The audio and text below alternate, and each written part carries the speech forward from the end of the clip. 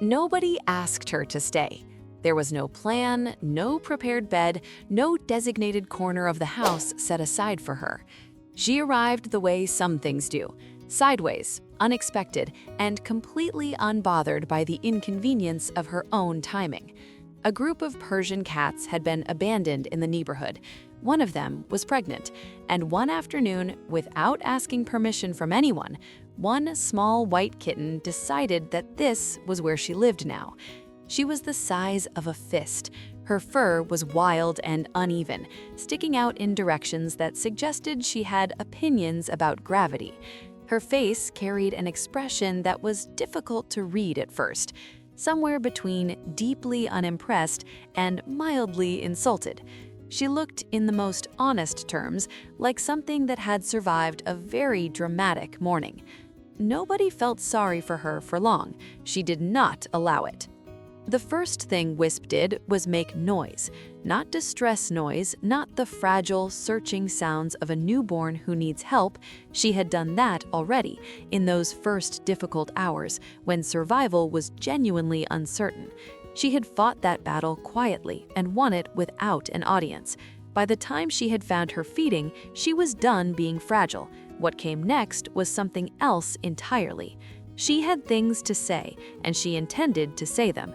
If you sat down, she would climb onto you and study your face from a distance of approximately 4 inches, as though conducting an assessment. If she determined you were acceptable, she would settle. If she determined you needed improvement, she would tell you, loudly, with follow-up remarks. She learned her name within days, not because she always responded to it, but because the way her ears moved made it obvious she had filed it away for later. She learned certain other words too, words that meant food, words that meant outside, words that meant the brush was coming. Her ears would rotate toward the sound before the sentence was finished. She was paying attention. She was always paying attention. It felt less like having a cat and more like having a very small, very opinionated roommate who had decided unilaterally that the lease was in her name. Here is what people get wrong about cats like Wisp. They see the wild fur and the permanent scowl and the complete disregard for personal space, and they assume it is chaos. They assume there is no system, no logic, no deliberate thought behind any of it. They are wrong. Wisp operates on a schedule so precise it could be used to set clocks. Breakfast happens at a specific time, not approximately, not around that time, at that time. And if you are 30 seconds late, she will find you regardless of where in the house you are, and she will begin the announcement. It starts as a single sound. It builds. By the time she reaches the kitchen, the full performance is underway, and there is no reasonable way to describe it except to say that for something weighing under 6 pounds, she fills a remarkable amount of space with sound. After breakfast, there is a period of what appears to be relaxation, but is actually surveillance. She picks a position with good sightlines, and she watches the room, the door, you. If anything changes, a bag moved, a window opened, a visitor arriving, she knows before you do. She has always known before you do. You're still here but haven't subscribed yet. That honestly stings a little. Hit that button. There's more coming, and you don't want to miss it. There is a moment that happens sometimes in the late afternoon when the light comes through at a low angle and catches her fur in a way that makes the wild, uneven texture look almost intentional. She will be sitting somewhere impractical, the back of the couch, the edge of a shelf, the exact center of whatever surface you were about to use, and she will be completely still, watching something only she can see. In those moments, she looks ancient. Not old, but ancient, like something that has been here longer than the furniture and has simply chosen to tolerate the arrangement. You find yourself watching her back, wondering what she is tracking, what she notices that you have already stopped seeing. Whatever it is, she takes it seriously. She always takes everything seriously. She chose this house. That is the thing that becomes clearer the longer you know her. She did not end up here. She assessed the situation, weighed her options, and made a decision. The fact that she was 3 days old and had not yet opened her eyes does not seem to have affected the confidence of the choice. When she is tired, she finds you. Not a cushion, not her bed, not the warm patch of sunlight on the floor. You. She presses herself against whatever part of you is available and goes still, and her breathing slows and the performance stops completely.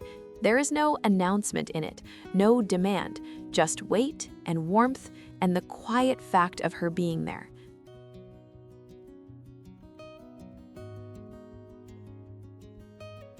In those moments, all the noise and the drama and the scheduling falls away completely, and what is left is just this, something small, choosing you again and again, without making a sound.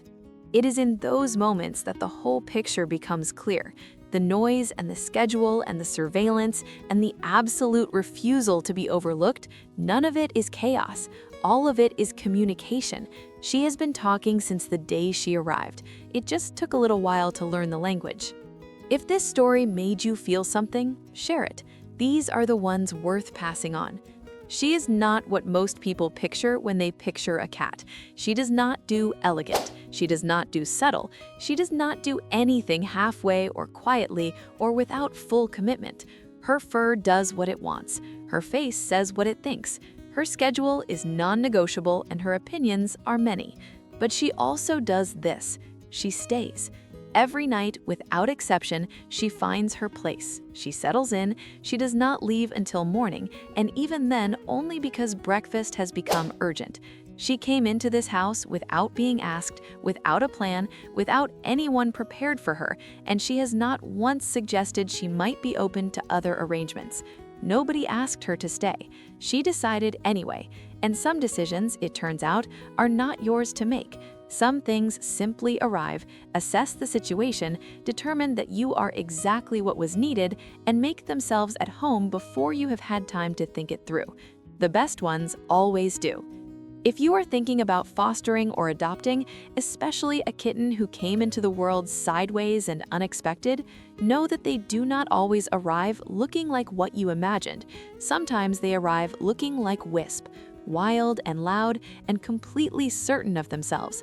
And sometimes those are exactly the ones that stay the longest, the ones who never asked for your approval, the ones who simply decided. Because love does not always ask for permission. Sometimes it just walks in, looks around, decides this will do, and never leaves. Was it you who chose her, or was it always her choosing you? Tell me in the comments.